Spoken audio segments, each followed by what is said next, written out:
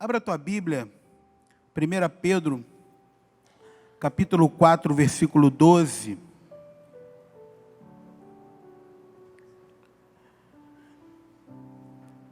Deus, Ele quer trazer uma palavra de conforto ao teu coração.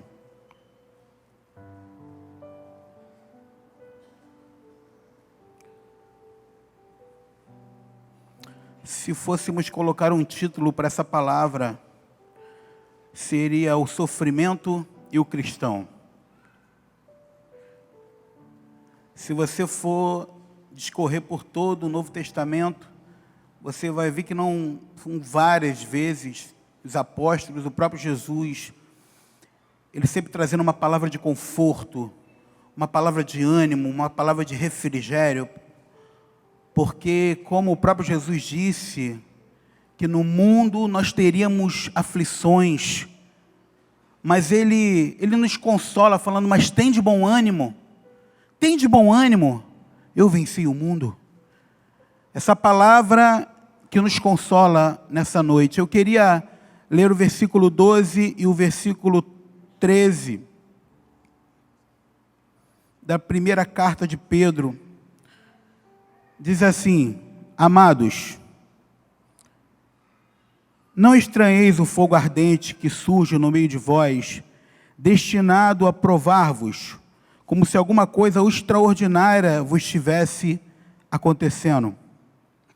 Pelo contrário, alegrai-vos, na medida em que sois coparticipantes do sofrimento de Cristo, para que também, na revelação da sua glória, vos alegreis, exultando. Amém? O apóstolo Pedro, ele inicia de uma maneira muito afetiva esse versículo. Ele fala: amados, não estranheis o fogo ardente que surge no meio de vós. O homem que escreveu essa carta, o apóstolo Pedro, tinha total propriedade para falar sobre esse tema, sobre esse assunto. A história diz que o primeiro século da igreja foi debaixo de muita perseguição e sofrimento. O cristão estava disperso por conta da perseguição e também era forasteiro por não ter uma residência fixa. Então essa era a realidade dos cristãos no primeiro século da igreja.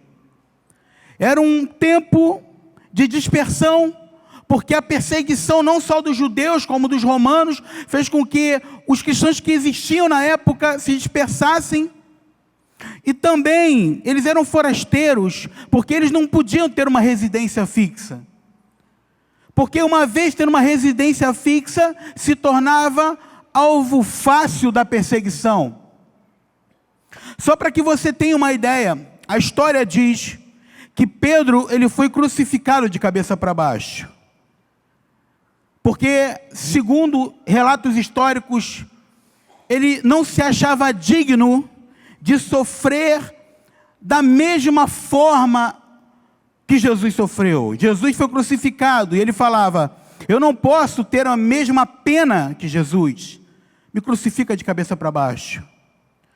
Talvez você não saiba, mas a gênese do cristianismo foi debaixo de muita perseguição e de muito sofrimento.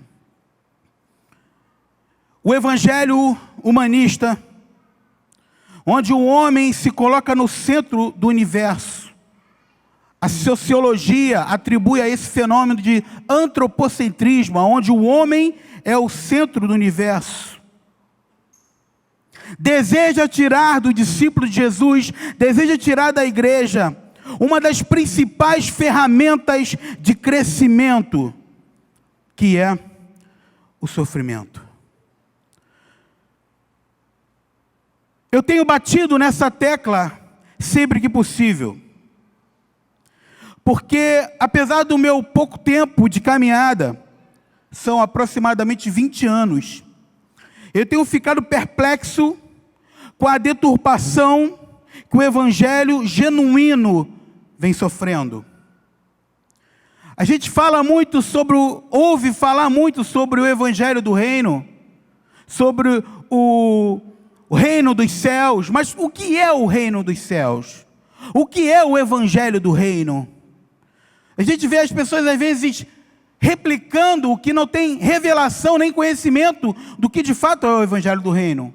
O que precisa ficar claro para a gente, que o evangelho do reino não é um lugar físico. O evangelho do reino é uma atmosfera onde Jesus Cristo é o Senhor. Então, se Jesus Cristo é o Senhor, se você crê no evangelho do reino, se você crê que o rei da sua vida é Jesus, ele precisa ser governo da sua vida por completo. Porém, o evangelho humanista, a filosofia humanista,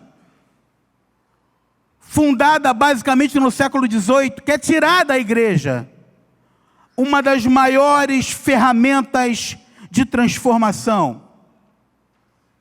Recentemente, eu tive uma semana, agora no meio do ano, tive uma semana retirado lá no Atos, no Monte Santíssimo, e tive um tempo muito proveitoso. O Franco, ele esteve lá ministrando sobre muitos assuntos, e um dos temas que ele falou e que me deixou muito perplexo, foi quando ele falou sobre a literatura aberta.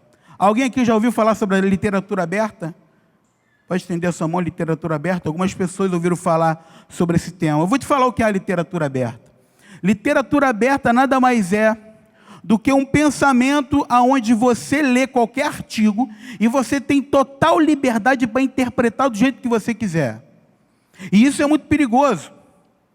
Porque se nós se basearmos nisso para entender as Escrituras, nós simplesmente deixamos de lado o maior interpretador das Escrituras, que é o Espírito Santo. E a literatura aberta, ela é humanizada. Por isso que muitas das vezes nós nos deparamos com uma realidade cristã um tanto quanto preocupante, onde homens e mulheres defendem suas teorias, onde o homem é o centro de todas as coisas. Aonde no coração de Jesus o homem é o centro de todas as coisas. Quando a palavra, ela simplesmente diz que a vontade de Jesus, o alimento de Jesus, era fazer a vontade do seu Pai.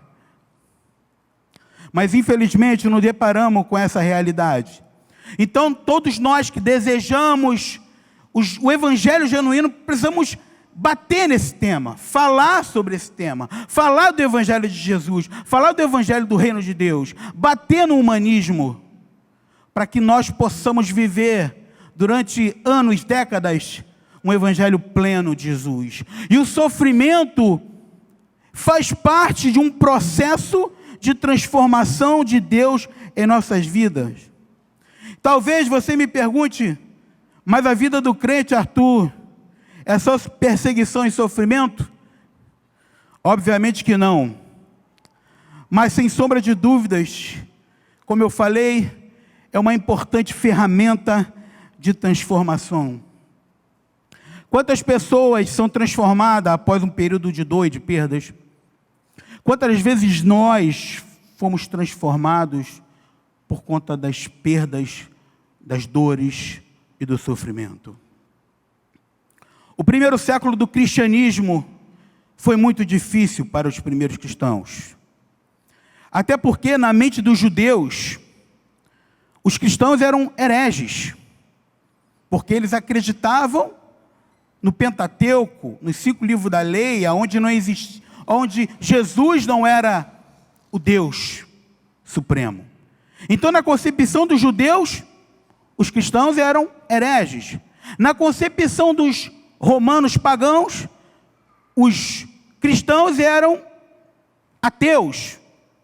Porque Roma, ela foi fundada dentro de uma mentalidade da Mesopotâmia antiga. Então, eles acreditavam em vários deuses. Então, uma vez que alguém tem um Deus só, na concepção deles, eles eram ateus. Um outro ponto interessante, e um tanto quanto bizarro, os cristãos eram considerados antropófagos. O que é isso, Arthur? São pessoas que comem carne humana. Eles eram considerados canibais. porque uma vez por semana eles se reuniam numa casa para comer a carne de alguém e beber o sangue de alguém. Então, na concepção deles, os cristãos que ceavam com pão, simbolizando o corpo de Cristo, e o vinho representando o cálice, eles eram como se fossem canibais. Dentro dessa realidade hostil, a igreja floresceu. Como está escrito no livro de Cantares: quem é essa que aparece como a alva da manhã, formosa como a lua, brilhante como o sol e formidável como exército com bandeiras? Essa é a igreja de Jesus. A igreja de Jesus, ela cresceu, ela tem no seu DNA o crescimento e o amadurecimento, muitas das vezes pautado na perseguição e na dor. As perseguições do primeiro século matou dezenas de cristãos, mas não foi capaz de deter o crescimento do corpo de Cristo. E essa perseverança desses irmãos fez com que o evangelho chegasse no outro continente, o continente americano. E se nós hoje defendemos a fé em Jesus, cremos em Jesus como Senhor e Salvador da nossa vida, foi por conta da igreja primitiva, que superou as adversidades daquele tempo e carregou a chama da igreja viva no seu coração. E por causa dessa perseverança, o evangelho chegou até nós. Um tempo atrás eu li um livro chamado Casos que Transformam o Mundo. O autor, ele fala que o sofrimento e a perseguição está no DNA da igreja.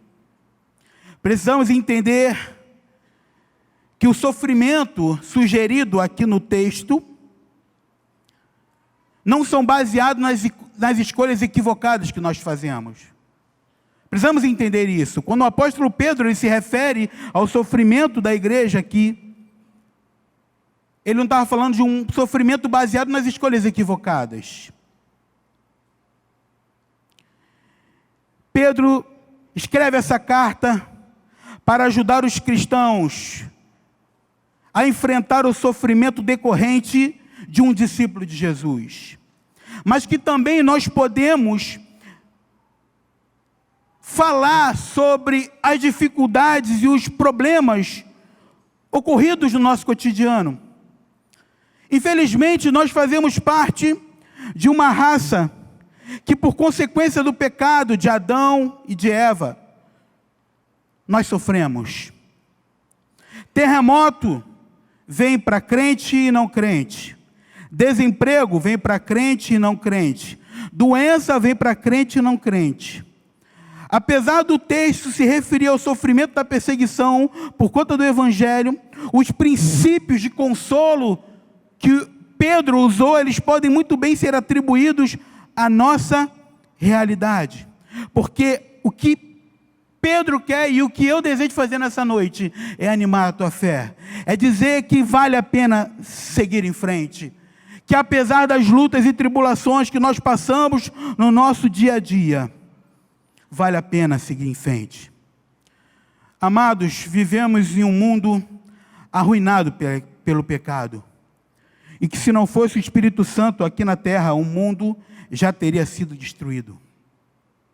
Como eu falei anteriormente, a queda dos nossos pais no Jardim do Éden amaldiçoou toda a terra. Vivemos em uma sociedade em que o sofrimento é visto como embaraço. Exatamente porque na nossa sociedade ocidental, uma pessoa passar por um sofrimento é como se fosse um sinal de fracasso. Por isso que os coaches, quem já ouviu falar nesse termo coach? Uma palavra do momento. Por isso que o coach, ele faz tanto sucesso na nossa realidade ocidental, no Brasil, Estados Unidos, na Europa, nesses países basicamente ocidentais. Porque eles pensam, nós temos a mentalidade que o sofrimento é fruto do embaraço, do pecado, mas nem sempre é assim. Eu queria desafiar um coach desse da vida, um homem cheio de ideias, de soluções mirabolantes, a ir lá na África e falar sobre autoajuda para um pai que perdeu um filho na guerra. Eu queria desafiar um homem desse aí na Síria a tentar consolar uma mãe que teve a família dilacerada por uma bomba, a tentar consolar pessoas em países perseguidos como a China. Fato é que muitas das vezes nós associamos o sofrimento da vida ao fracasso. A gente sempre se pergunta, e eu sempre analiso isso, por que tem tanta gente tomando remédio, tanta gente se suicidando, tanta gente abandonando a fé? Porque não sabem lidar com o sofrimento. Muitos grupos crescem no Brasil e no mundo com o slogan "Pare de sofrer". Só que Jesus, com certeza, não seria um pregador desses grupos. Paulo também não, Pedro também não. O próprio Jesus disse que no mundo nós teríamos aflições, mas deveríamos ter bom ânimo, porque Ele venceu o mundo e nós também venceremos o mundo. Se nós não amadurecermos nesse tema, nesse assunto, vamos começar a questionar Deus e até perguntar: Deus, por que eu estou passando por isso? Por que por que tanto sofrimento? Por que tantas derrotas? Por que tantas perdas? Pedro usa um exemplo, uma questão muito comum da época. Ele fala sobre o fogo ardente. O texto fala: não estranheis o fogo ardente que vem sobre vós, para vos provarmos como coisa estranha vos acontecesse. Esse fogo ardente, na época, estava se referindo a um maçarico usado para purificar o ouro. Pedro estava falando o seguinte: olha, o sofrimento que você está vivendo é um fogo purificador de Deus. É um fogo para tirar as mazelas da nossa humanidade. O fogo de Deus apura a nossa fé.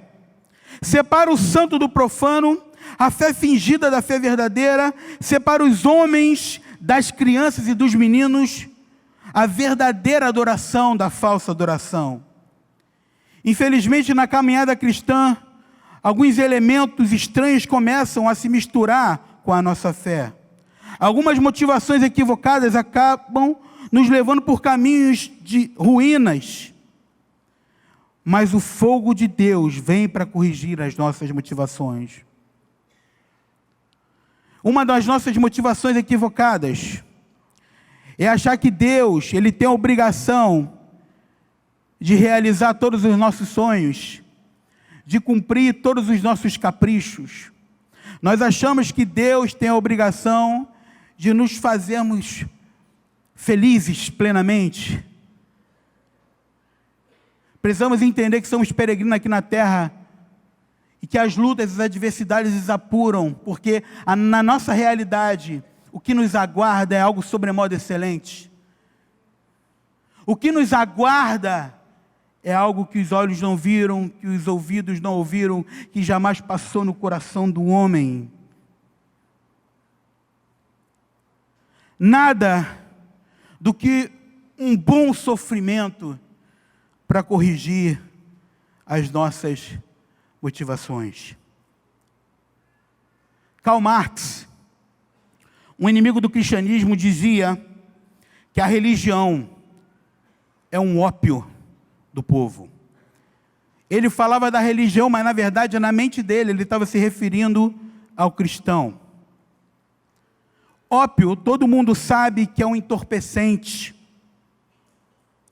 que deixa a pessoa anestesiada, tornando-a dócil e submissa, permitindo então que os opressores se dominem. Então, na cabeça de Karl Marx, na cabeça desse humanista, na cabeça desse homem que eu considero um dos piores homens da história da humanidade, ele fala isso, que a fé cristã é um ópio. Só porque o Espírito Santo nos consola, só porque nós não nos rebelamos, só porque nós não somos sindicalistas, porque nós entendemos que o reino de Deus não é lugar de exigir direito, o lugar de exigir direitos é no fórum. O reino de Deus é lugar de renúncia, é lugar de perda, é lugar de você entender que Jesus Cristo é o Senhor da tua e da minha vida. No versículo 13, diz assim, vamos lá no versículo 13.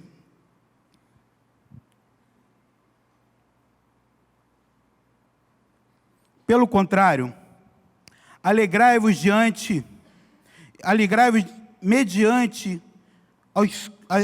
alegrai-vos na medida em que sois coparticipantes do sofrimento de Cristo, para que também na revelação da sua glória vos sejam exaltados. Ele manda o crente olhar para frente. Ele manda o crente olhar para o futuro. Ele diz, alegrai-vos à medida em que sois participantes do sofrimento de Cristo, porque também na sua glória vos alegrareis. Ele está dizendo o seguinte, calma, persevera. O choro pode durar uma noite, mas a alegria, ela vem amanhecer. Fica tranquilo, Deus não está inerte ao teu sofrimento. Ele não perdeu o controle de absolutamente nada. Fica calmo, você está sendo formado, você está sendo moldado, você está dentro do casulo.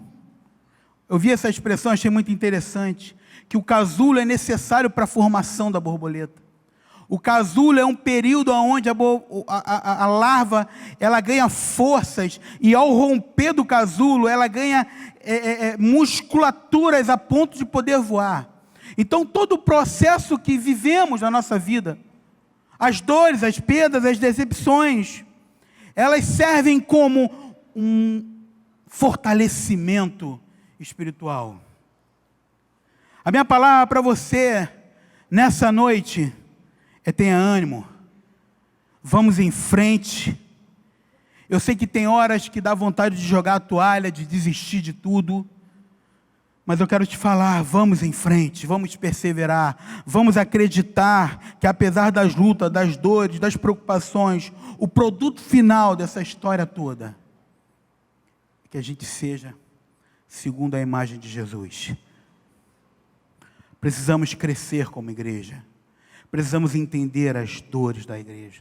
Um livro que eu li há uns anos atrás, Sorriso Escondido de Deus, o autor ele fala que o cisne, ele canta melhor quando sofre. O melhor canto daquela ave tão pontuosa, tão bonita, é quando ela está sofrendo. E as nossas melhores orações, nosso melhor momento, muitas das vezes está relacionado ao nosso período de dor e de sofrimento. Eu sei que você já perdeu pessoas que você amava. Eu sei que talvez você esteja sofrendo por conta da tua realidade na tua família, mas eu quero te falar algo nessa noite, persevera. Deus está te forjando, Deus está te capacitando, Deus Ele está fazendo com que você amadureça, porque o que Ele deseja fazer na tua vida, uma vez você posicionado, é que você voa mais alto, para que você alcance lugares mais altos. Não é uma palavra triunfalista, mas é a pura realidade. Jesus quer nos forjar. Não podemos deixar que as dores, as circunstâncias do dia a dia roubem a nossa fé, roubem as nossas expectativas, roubem a nossa esperança. Assim como você e eu já passei por muitos momentos de dor e tribulação. E eu quero te falar nessa noite, vale a pena perseverar. No final do processo, você vai entender que fez todo sentido. Quando eu perdi meu pai, eu passei a se tornar um pai melhor, um filho melhor, um ser humano melhor. Quando meu filho esteve na UTI por 12 dias, aquilo me fez ser um ser humano melhor, ser mais compreensivo. Quando eu passei por inúmeras disciplinas, aquilo me tornou uma pessoa melhor, um discípulo melhor. E eu sei que tu também tem muitas histórias para contar, mas é possível que nessa noite você esteja cansado, desanimado, querendo jogar a toalha. Mas Deus tem a palavra para você nessa noite.